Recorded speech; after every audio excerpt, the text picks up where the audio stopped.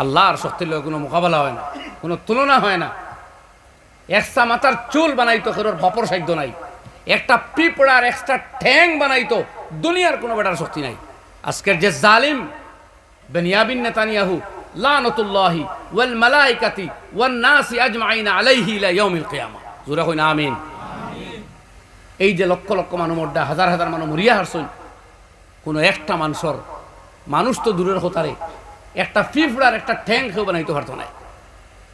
আজ যে জো বাইডেনে প্রত্যক্ষ এবং পরোক্ষ সাপোর্ট করিয়া তার মানুষ মারা, সেই জো বাইডেনে আর তার দেশে আর তার সারা সাইন্টিস্টে মিলিয়া একটা পিঁপড়া নাই, একটা পিঁপড়ার সারা ঠ্যাংও নাই, একটা ঠ্যাং বানাইতো পারছে? মাথা দিয়ে হইলে হইতো নাই, জোরে মাতি আর আমি মুখ দিয়ে হইন পারছে? পারবো? কিয়ামত পর্যন্ত কি সম্ভব?